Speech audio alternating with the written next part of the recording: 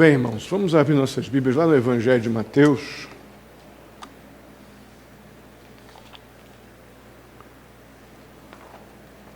É uma pena não estarmos aqui com uma frequência de domingo. Nossa frequência de quarta-feira, diante do histórico, ou diante de um histórico, é muito boa, mas ainda é muito pequena, diante da nossa escola dominical e diante do nosso culto. E é algo que a gente precisa mudar. Esse tempo aqui que nós o chamamos de estudo bíblico e oração é de uma necessidade para a vida da igreja muito grande. É uma pena a gente trabalhar assuntos tão importantes como temos visto aí nas cartas de Paulo aos Gálatas, Efésios. E hoje vamos começar essa série. Perdão. Hoje vamos começar essa série do Sermão do Monte. A importância disso é tão grande. Está sendo gravado, não está, meu caro Leandro? E é uma pena, mas ao mesmo tempo eu louvo muito ao Senhor por vocês aqui.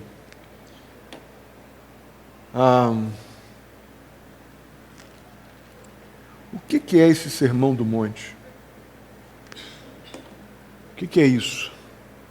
Tem muita coisa escrita. Se tem um tema na Bíblia que tem muito livro escrito, é sobre o Sermão do Monte. Muito livro, muita coisa. Tá, pode ligar, se quiser, não tem problema. Tá ruim de ouvir? Não está chegando? Tenta aumentar um pouco o PA, por favor, que os ventiladores eles comprometem bastante. Melhorou? Paulão aí atrás está chegando melhor? Tá? Cido? Karina? Paulão? E muita coisa tem sido escrita, alguma coisa boa, de qualidade, e a outra porção é aquilo que eu costumo dizer, né? São coisas que Deus não disse, mas que tentaram colocar na boca de Deus. Né? Um sermão que Jesus não proferiu. É o que tem muita gente escrevendo sobre aí. Mas tem muita gente piedosa, como o nosso querido puritano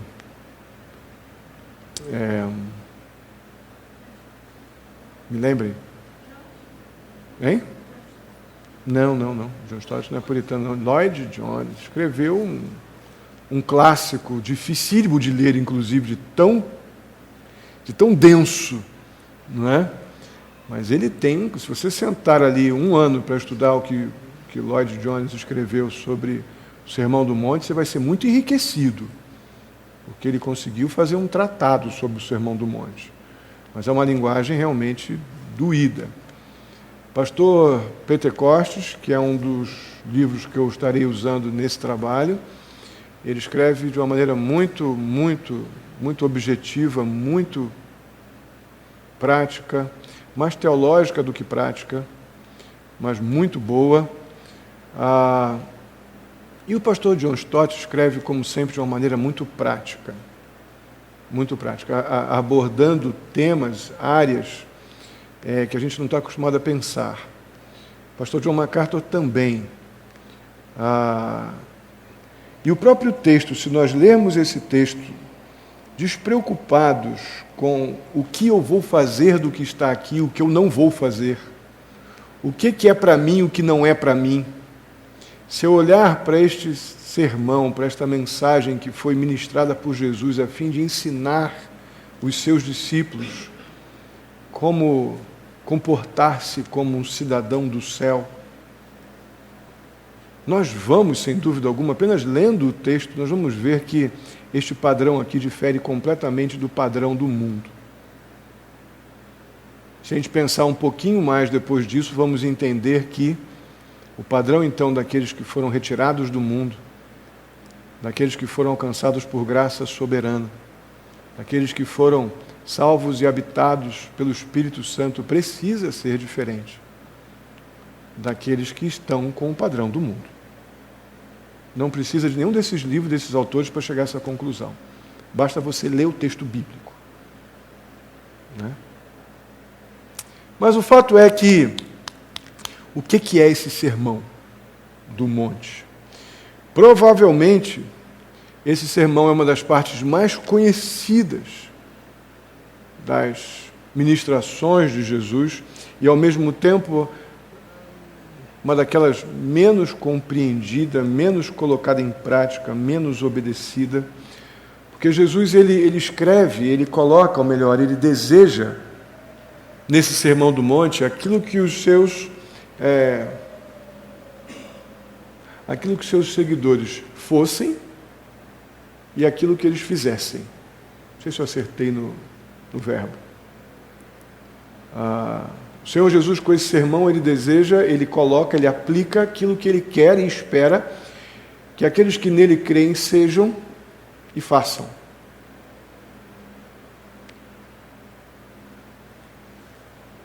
Então perceba que nessa mensagem já tem muito do que eu digo há muito tempo, que nós precisamos ser para fazer.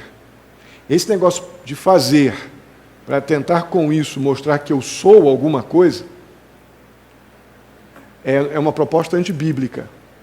Porque no próprio Sermão do Monte, onde o Senhor Jesus dá o padrão do reino dele,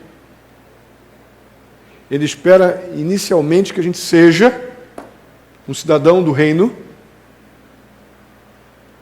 para poder então fazer aquilo que um cidadão do reino do Senhor Jesus, do reino dos céus, faz. Então, ser para fazer é a ordem do reino do Senhor. E isso nas diversas igrejas batistas, seja qual for a denominação, é algo que o pastor John Stott chama de uma contracultura. Vai na contramão da cultura do mundo. Porque no mundo, a cultura do mundo é o seguinte: faz que as pessoas gostam de você e vão te dar um título. Faz tudo bem bonitinho que eles vão gostar de você e vão comprar teu passe. Independente do que você é. Mas faz o que agrada, faz o que as pessoas gostam, que eles vão te contratar. Independente do que você seja. O padrão do reino do Senhor Jesus, do reino de Deus, é diferente. Seja, que a partir daquilo que você é, você vai poder produzir aquilo que revela o teu Senhor.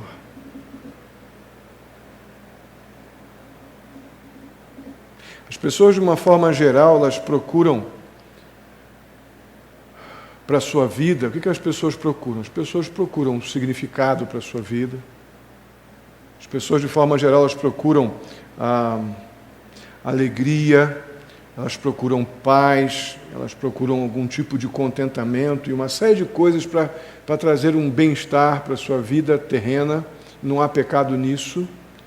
O problema é que essas pessoas, geralmente, aqui eu incluo muitos que talvez já tenham confessado que creem em Jesus como Salvador.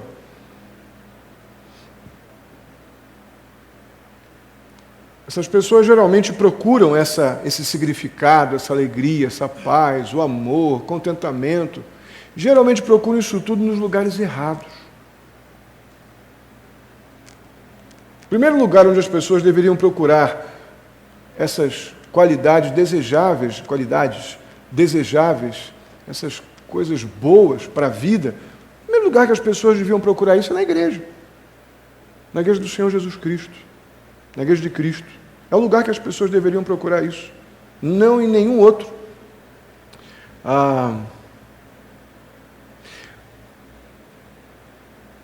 Mas as pessoas geralmente ignoram essa primeira etapa. As pessoas não colocam, geralmente, numa primeira opção, procurar este significado, amor, paz, alegria, contentamento. Não colocam como uma primeira opção. A igreja, elas geralmente ignoram isso. E o motivo disso é aquilo que elas veem nas igrejas, de forma geral. Esse é o motivo pelo qual as pessoas acabam ignorando algo que deveria ser natural. Por quê? Porque muitas vezes as igrejas não são aquela contracultura que deveriam ser. O que é essa contracultura? Estarem na contramão daquilo que é natural para o mundo. Então, toda vez que eu falar contracultura aqui, eu estou querendo dizer isso. Muitas vezes as próprias igrejas, que deveriam ser o local onde nós vamos buscar na mensagem bíblica que deveria estar sendo pregada por essas igrejas? A paz, a alegria, o contentamento, o significado para a vida, esperança. Não vão às igrejas porque as igrejas, de forma geral, elas simplesmente não revelam um estado de contracultura, muito pelo contrário. As igrejas normalmente revelam um conformismo, uma aculturação, não uma contracultura. Acabam se conformando com um padrão de mundo para poder sobreviver existencialmente, né? Com todas as concorrências, com todas as apreensões da vida, com as dificuldades que uma convivência numa sociedade tão difícil como a nossa pode impor, as igrejas acabam, em vez de ser o modelo do reino, acabam sendo simpatizantes do mundo, com as suas formas. É o que estamos vendo. Isso que eu achei de uma relevância enorme. Falei um pouco disso na escola dominical, domingo. A gente está vivendo um tempo, irmãos, que não existe exatamente uma nova sociedade baseada nos padrões divinos. A igreja ela não tem tido, geralmente, ela não tem tido essa representatividade desse novo povo, um povo separado por Deus mediante os padrões divinos. Pelo contrário, a igreja normalmente acaba sendo uma versão velha de uma sociedade religiosa e oprimida.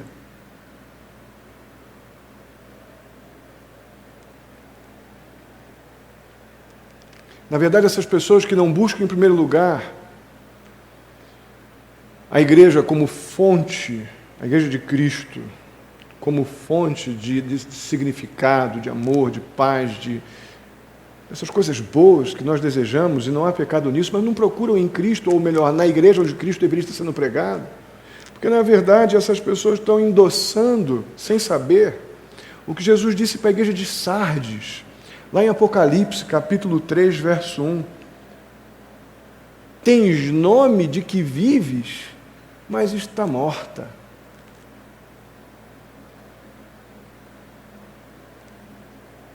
Irmãos, é absolutamente urgente que a gente venha compreender a grandeza dessa tragédia.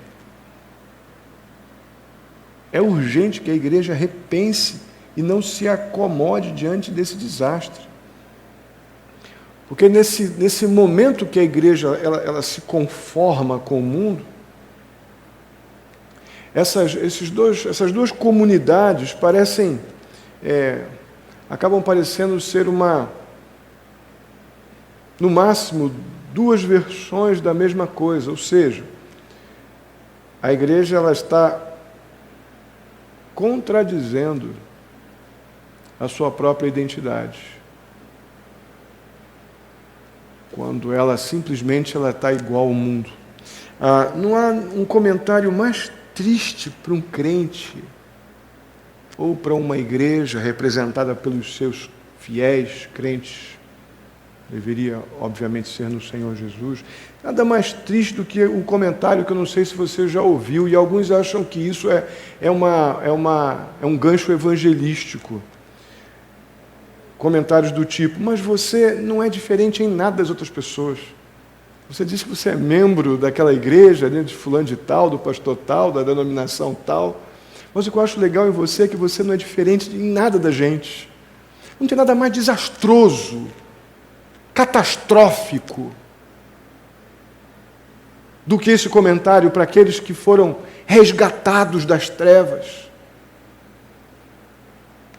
apropriados por Deus pela sua graça, tornados filhos em Cristo Jesus, habitados pelo Espírito Santo, e ainda acharem legal um comentário de uma pessoa dizer coisas desse tipo: olha, você nem parece que é crente, é tão igualzinho a gente, é tão bom estar com você. Isso é um desastre. Irmãos, eu fico extremamente entristecido Quando eu passo por essa igreja aí, eu já disse, como disse na classe de doutrina no domingo, que se apresenta como comunidade da família. E eu passo para ir para casa, agora botaram mais um ponto ali, que eu não tenho problema nenhum com a rampa de skate, desde que a rampa de skate não seja o evangelho deles, que francamente hoje eu duvido. E passar ali, que não seja. E passar ali e ver luz roxa, luz de boate. E chegando ali naquela avenida ali, eu esqueço o nome daquela avenida lá de casa. Padre Jaime, né? Estrobo de boate. Meia-noite, meia-noite e meio. Irmãos, não tem nada mais desastroso para a igreja, aquela que a palavra de Deus diz que as portas do inferno não prevaleceriam, do que essa identificação demoníaca de que, olha, você é igualzinho a gente, igualzinho, não tem diferença. Isso é pegar o sermão do monte e jogar pelo ralo.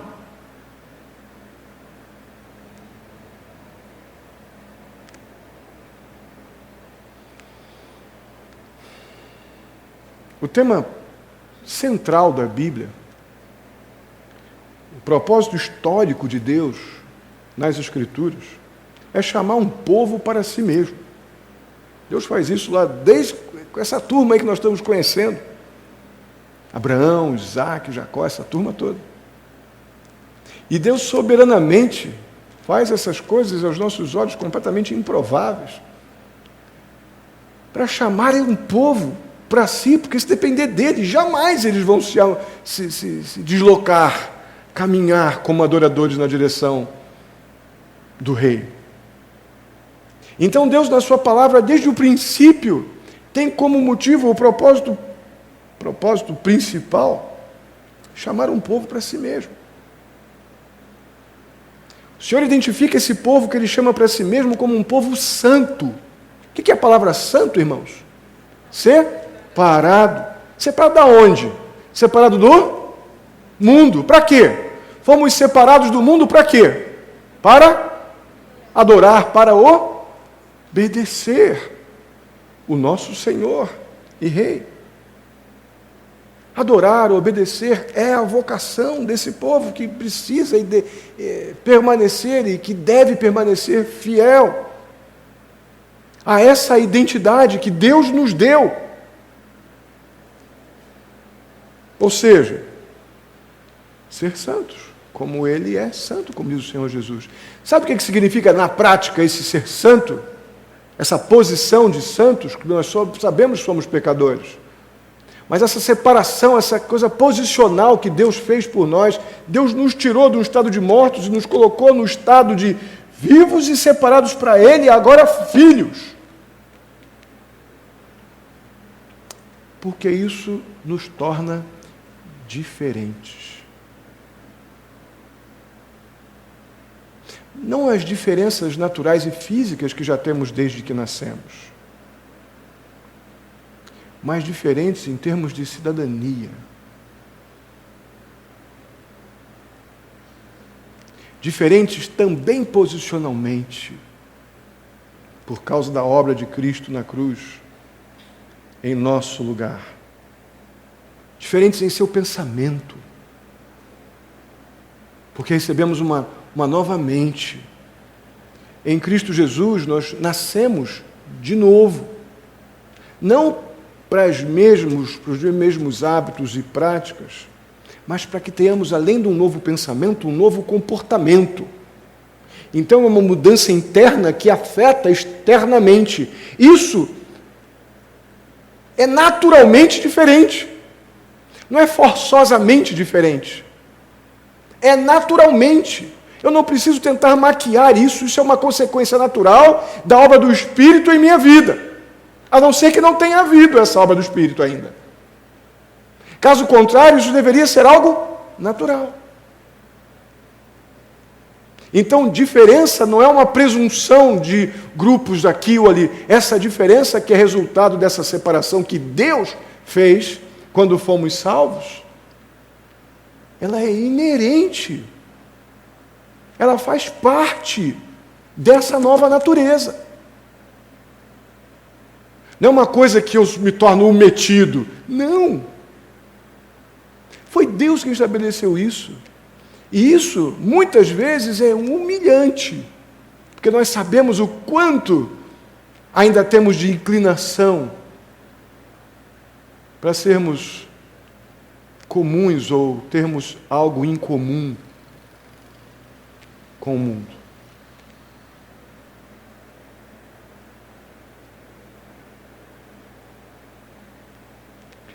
Tudo isso e mais muita coisa, vemos no Antigo Testamento quantas vezes Deus disse: eu sou o Senhor teu Deus, eu que te tirei do Egito, para que vocês sejam um povo que obedece aos meus estatutos, que andam conforme a minha lei, que fazem conforme a minha vontade, porque eu sou o Deus de vocês. Deus fala isso um monte de vezes em Levíticos, Deus fala isso em Êxodo. Então, tudo isso constrói esse cenário fundamental para podermos compreender o Sermão do Monte.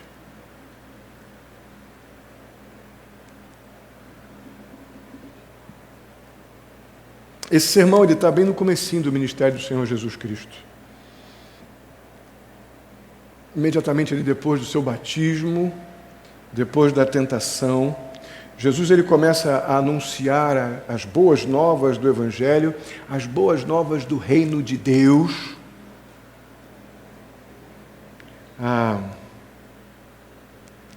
Reino esse que já está sendo prometido lá desde os profetas. Havia uma expectativa da chegada desse reino e agora Jesus estava anunciando esse reino que estava às portas. Ele mesmo, o próprio Senhor Jesus, veio inaugurar esse reino.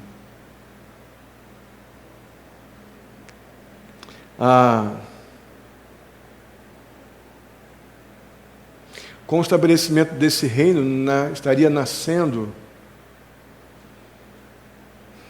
um novo modo de agir. A expressão correta é nova era. É que o diabo ele é bom nisso, né, de pegar as coisas que têm um valor intrínseco, bíblico, importante, e danificar com as coisas corruptas desse mundo. O movimento esotérico ele está muito baseado no pensamento de uma nova era, mas não essa que veio com o reino que Cristo estabeleceu, mas a expressão correta é nova era, um novo tempo, onde o reino de Deus deveria ser aquele não somente experimentado, mas vivido pelos seus. Esse reinado de Deus, ele estava brotando na história com esse anúncio que Jesus faz dele, ele próprio inaugura esse reino, conforme no capítulo 4 de Mateus, verso 17, ele começa logo dizendo, qual é o padrão do reino? Arrependei-vos, porque está próximo o reino dos céus. Capítulo 4, verso 17, aqui de Mateus. Então, essa bandeira, a mensagem fundamental do reino, não é vem para a minha igreja porque lá é legal. A mensagem do reino dos céus, a mensagem que salva, esteja eu embaixo de uma árvore, ajuntado com outros crentes, orando e adorando ao Senhor, ou nessa estrutura física tão boa que Deus nos deu.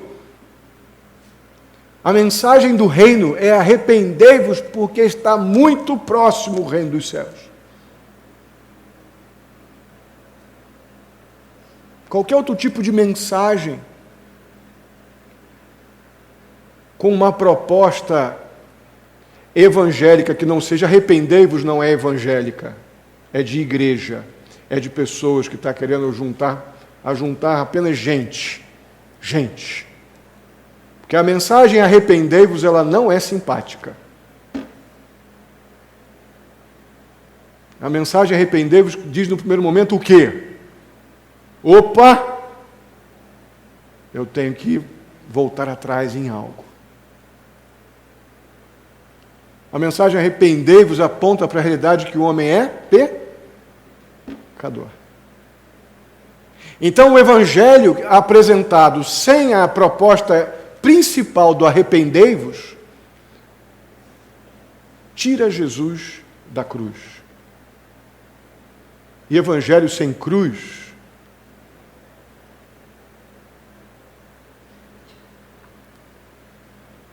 nada.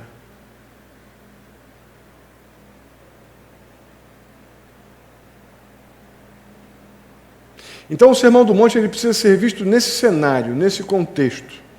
Esse arrependimento, a palavra aqui está ligada a uma expressão chamada metanoia. Uma mudança radical de mente. Então, uma mudança de mente que vai me levar a uma ideia de retidão, de santidade, de compromisso com a verdade do Evangelho, nos distinguindo, então, de uma humanidade sem Cristo, e num contraponto a isso, uma outra comunidade alcançada pela graça salvadora, libertadora, perdoadora de Deus através de Jesus Cristo. Existe essa diferença, aquela coisa de simpáticos que a gente tenta ser, nos colocando numa empatia pecaminosa com situações carnais e mundanas, com pessoas ao nosso redor, nos colocam na contramão da mensagem do reino. Não estou dizendo que você tem que ser antipático. Você pega Lucas capítulo 3, verso 52, ou capítulo 2, verso 52, a gente vê que Jesus crescia no conhecimento e na simpatia daqueles que conviviam ali com ele, com José, no tempo que ele era auxiliar de marcenaria do seu pai. Então, simpatia, eu não preciso para ser crente ser um antipático. Mas ser simpático não significa me conformar ou tomar a forma daqueles que ainda são uma comunidade humana não santificada, porque ainda não foram alcançados pela graça salvadora de Deus em Jesus Cristo. Essa diferença não sou eu que estou fazendo. Essa diferença é a palavra de Deus quem faz. Isso não nos coloca numa posição de superiores ou superstars espirituais. Isso nos coloca numa posição de altíssima responsabilidade. Altíssima responsabilidade. De grande temor e tremor.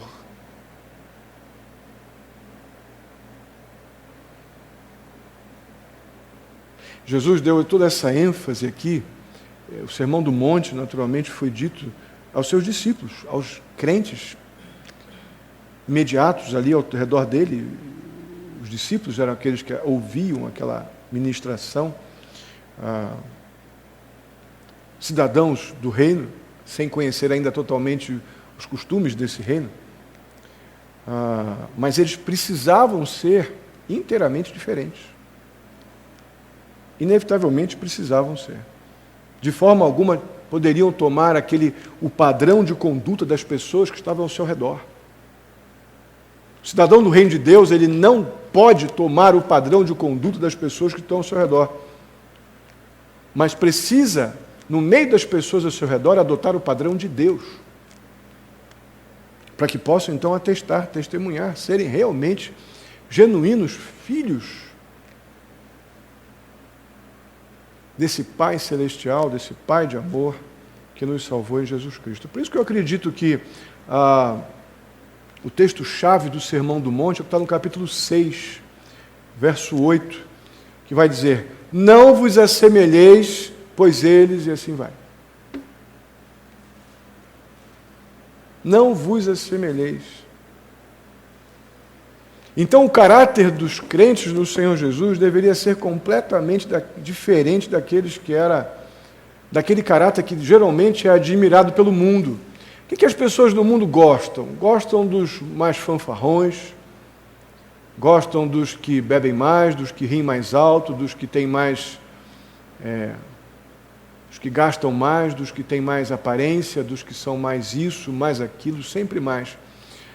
O padrão do reino de Deus nos coloca na contramão dos padrões, dos valores do mundo.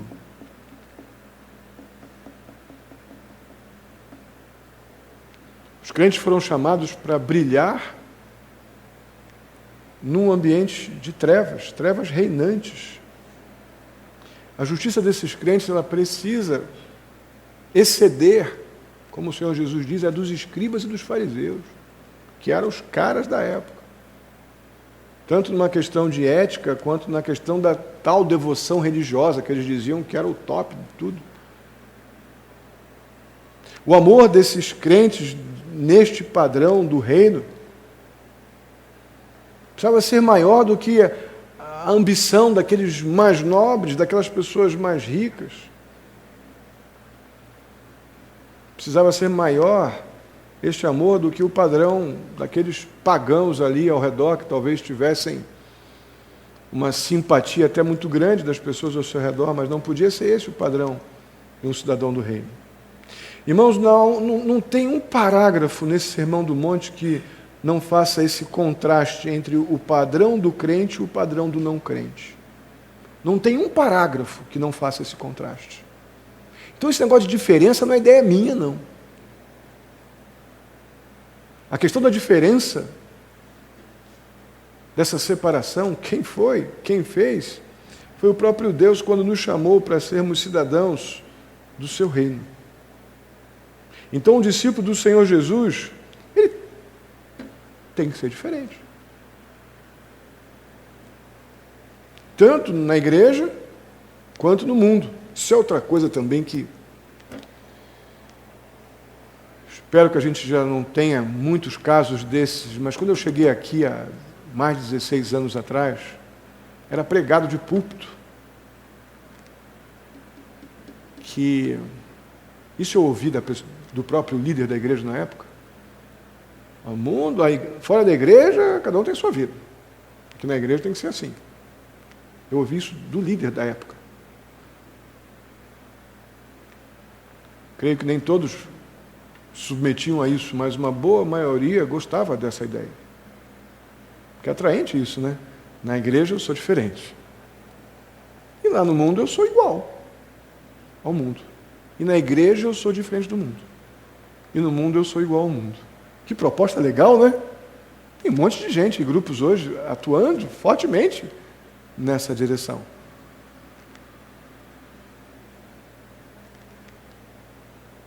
Mas isso é completamente contrário aos padrões do reino.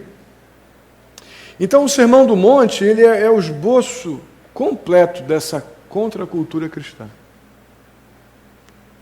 que vai na contramão do mundo, diante de um posicionamento cristocêntrico, diante de um posicionamento nos valores do reino do Senhor.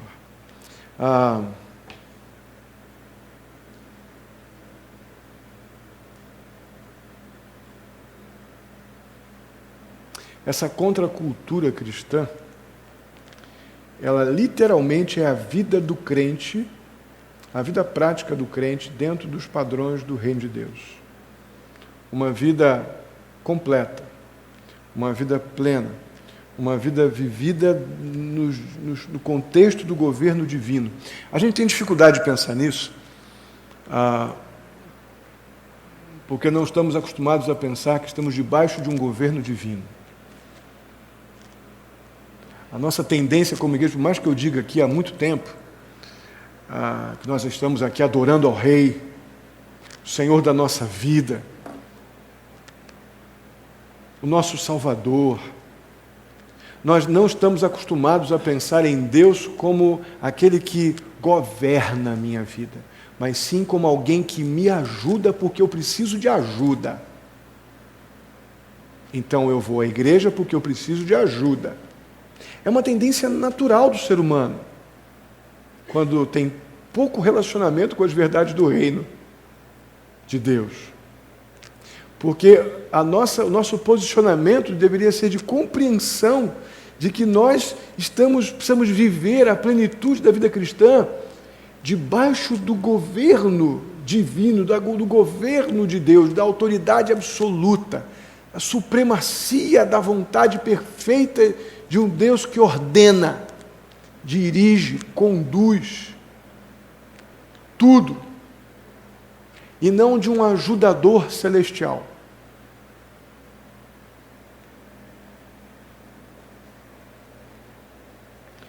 E diante dessa rapidíssima introdução, a gente chega ao que está aqui nesse momento onde no Evangelho de Mateus que o Sermão do Monte vai nos expor, e é algo impressionante. Versos 1 e 2 dizem assim: Vendo as multidões, capítulo 5, verso 1 e 2, Jesus subiu ao monte e se assentou.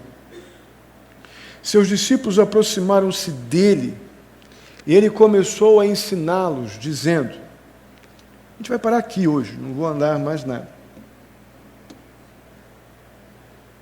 Não há a menor dúvida aqui no texto que o propósito principal de Jesus ao subir uma montanha, uma colina, era se afastar das multidões, porque ele não teria condição de ensinar ninguém com a multidão no seu pé. Bem prático. Toda aquela região ali da Galileia, arredores da Galileia, era uma multidão, provavelmente milhares de pessoas. E Jesus realmente, para que ele pudesse ensinar, como diz o final do verso 2, ele precisava se afastar e levar um grupo com ele. Que nem todos que vinham após Jesus tinham a intenção de confessar pecados, mas a maioria ia a Jesus, como nós, muitos, acabam indo para Deus. O que ele pode fazer por mim? Né? Jesus diz nos evangelhos que olha, a turma está vindo aí atrás de mim, mas a maioria está atrás do pão e do peixe. Lembra?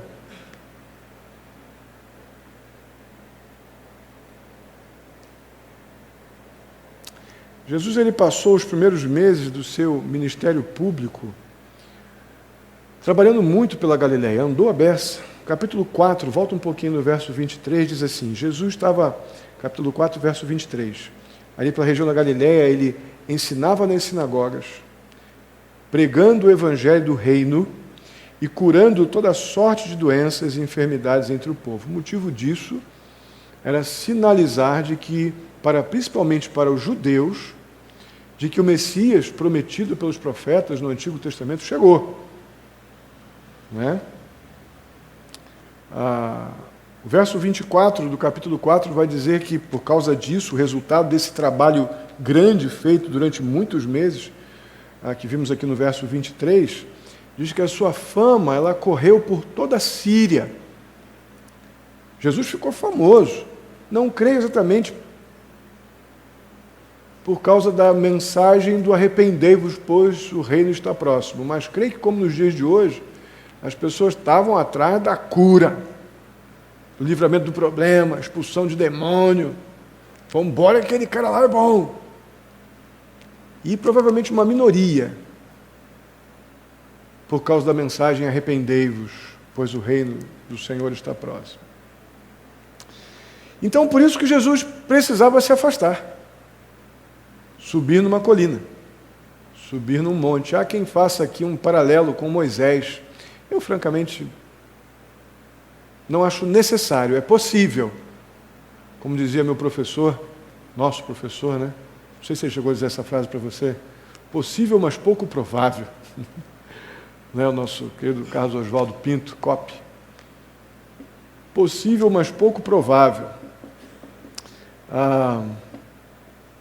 Ali era uma oportunidade de ficar sozinho, ou com poucas pessoas ao seu redor, os discípulos, com a intenção de instruir, como diz o texto, ensiná-los. E aqui especificamente os discípulos prosseguiriam o seu ministério após sua morte e sua ressurreição. Tudo bem, deixa eu criar um problemão aqui. Na verdade, falar alguma coisa que nós juntos pensaremos durante vários momentos de uma exposição mais detalhada, item por item, das bem-aventuranças, mas algo que nós conhecemos, de forma geral, que tem aqui nas bem-aventuranças. E diante do que eu disse para vocês, que essa diferença não é opcional, essa diferença é natural, essa diferença não é uma coisa que eu vou se eu quiser eu vou ser diferente, se eu não quiser eu vou ser igual. Não, não é isso. Ser igual significa não ser do reino de Cristo Jesus. Ser igual ao mundo implica em não pertencer ao reino de Cristo. Então isso não é opção. O fato é que estamos diante de um grande problema. É possível que hajam pessoas que, diante de uma convivência tão grande com a perversidade humana, com o mundo que a gente vive, os mais velhos aqui, nós já vimos tantas coisas, até os mais novos, uma frase do Pedro tem dito isso várias vezes já esses dias, semana passada e essa, o tempo está passando muito rápido. Né? Ele está com isso na cabeça agora direto. Hoje é quinta-feira, acho que o Paulo ouviu isso hoje. Hoje é quinta-feira, vô. Irmãos, isso é uma consequência, lógico, guardada as proporções para o Pedro. Ele não dimensiona que isso é a correria da vida, é o ativismo, a correria mesmo das coisas, o tempo que nos engole se a gente não administrar corretamente, ansiedade, o medo, expressões justas e as injustas, as aflições da vida, toda a maldade que há no mundo. Hoje eu recebi uma mensagem de Guiné-Bissau, onde o pastor Charlton e outro missionário lá que eu acompanho, o missionário Felipe, que eu visitei lá, dizendo, olha, agora se tornou público que crianças que nascem com defeito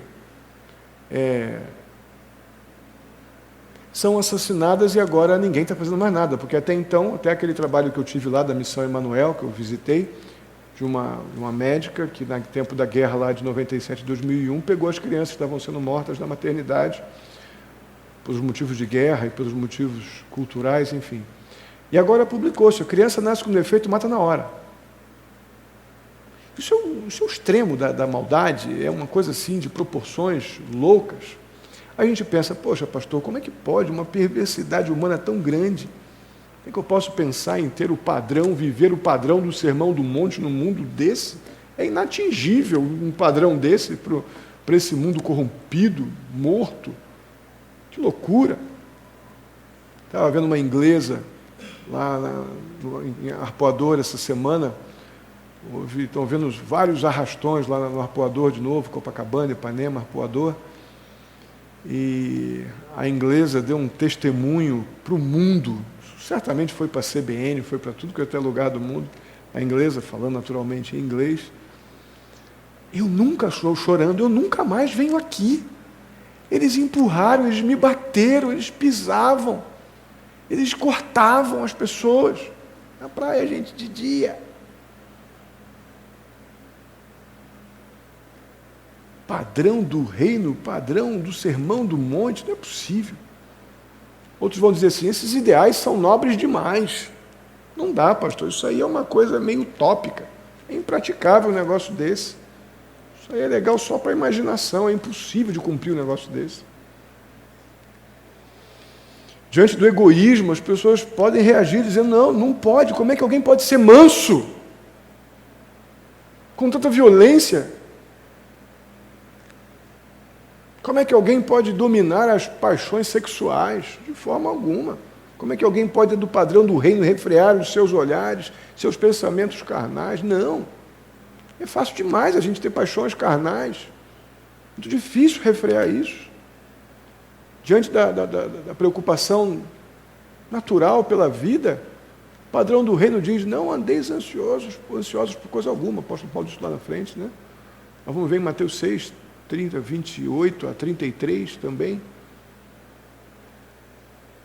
Como é que pode? Como é que eu vou dizer não para a ansiedade diante de tanta preocupação? Como é que eu não vou me vingar de uma pessoa que me ataca covardemente? Como é que eu posso esperar da outra face? Eu vou me vingar, vou enfiar a faca nele. Esse padrão do reino não dá. O Sermão do Monte não tem valor para os dias atuais. Olha, irmãos, eu não acho tão longe a gente ter situações como essa na nossa realidade, não. E o fato é que o padrão do Sermão do Monte, ele não será atingido de forma alguma por todas as pessoas. A maioria realmente eu acredito que não vai lutar para pôr em prática aqui o Sermão do Monte. Não serão todos. Por outro lado, ter uma mensagem que estabelece os padrões de um reino, que não alcance todas as pessoas, é ignorar o próprio propósito do Sermão do Monte. Se nem todas vão ser alcançadas, então parece que há uma contradição. O outro lado dessa história, colocar como um padrão possível de ser alcançado por qualquer pessoa, também é ignorar a realidade do pecado. Esses padrões são atingíveis, sim, mas só por aqueles que atingem ou chegam no momento de suas vidas onde há um novo nascimento. Aquela condição de Nicodemos, que era absolutamente indispensável para ver e para entrar no reino, era indispensável que Nicodemos o quê? Nascesse de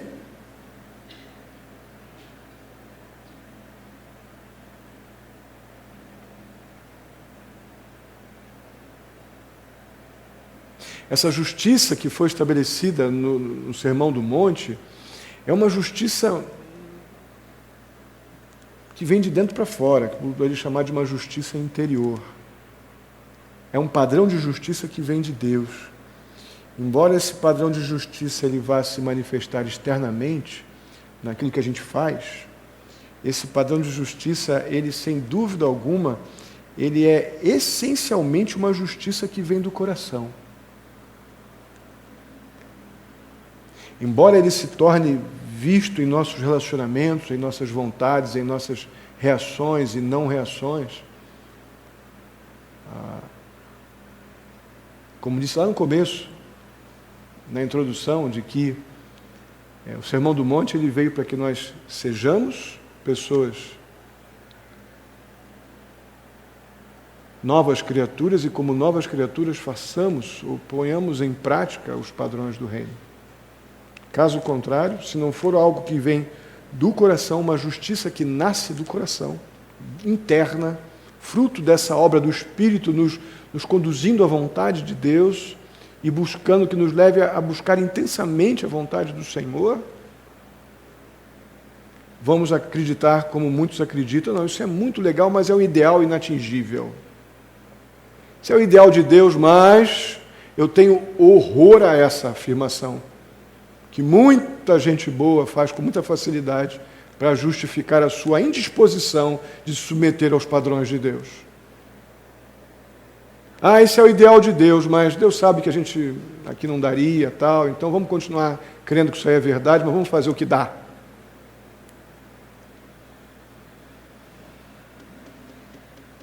Muita gente boa pensando assim, muita. Eu quero terminar afirmando que nós de fato não podemos. Na verdade, é praticamente impossível alcançar essa posição de cidadãos do reino, porque nós praticamos completamente, plenamente o padrão estabelecido por Cristo. Não seremos melhor que os fariseus e os escribas se pensamos assim. Eu sou um cidadão do reino porque eu faço tudo o que está no Sermão do Monte. Está lascado, você já entrou na contramão do padrão do reino. Por outro lado, quando a gente se submete a esse padrão estabelecido no Sermão do Monte, ou pelo menos quando a gente busca intensamente nos aproximar desse padrão, nós damos prova pública, testemunhal, de que nós somos pessoas que foram libertas da escravidão, do pecado, pela graça e pelo dom de Deus que opera em nós. Então, dizer que nós somos os perfeitos cumpridores dos padrões do Sermão do Monte, por isso nós somos cidadãos dos céus, furado, barco furado. Mas dizer que por causa da obra de Cristo, que nos tornou novas criaturas, nós somos incansáveis perseguidores dos padrões estabelecidos por Deus para os seus, para os cidadãos dos céus, para que o mundo possa ver o reino de Cristo e perceber que essa diferença não é uma diferença de mais bondosos, menos bondosos, mais bonitos, menos bonitos, mas é uma diferença que Cristo faz na vida da gente. Essa diferença é por causa de Cristo, não por causa dos nossos costumes, simpatias, hábitos igrejeiros ou coisas do tipo. Mas é Cristo em nós que nos conforma com os padrões do reino de Deus, e então essa diferença ela fica latente, pública, inconfundível. Cristo é honrado, o Evangelho é pregado, e o mundo assim, sem dúvida assim, será alcançado. Deixa eu diminuir essa minha linguagem aqui com uma geografia muito larga. O seu bairro talvez possa ver Jesus, seus vizinhos, num raio de 100 metros da sua casa. Você vivendo essa cidadania celestial, através dos padrões que Deus estabelece para os seus, do Sermão do Monte, talvez o seu vizinho de muro possa passar a ver que há uma diferença que ele não sabe explicar. Ele vai te perguntar um dia assim, quer saber por que você é diferente? E você vai dizer, olha, não sou eu apenas o diferente, é que Cristo em mim me deu uma nova vida. É por isso que você me vê como alguém diferente. Eu luto contra o pecado, mas eu fui liberto pela graça de Deus da escravidão do pecado. É isso que me mudou. É isso que mudou meu pensamento. É isso que mudou meus padrões. É por isso que então você viu diferença. Pronto. É assim que se abre normalmente, irmãos. As portas para o evangelismo não é pela igualdade, não é pela conformidade com o mundo, mas é literalmente pela diferença que Deus estabeleceu para nós como cidadãos do reino dele. Amém? Vamos ficar de pé, vamos orar.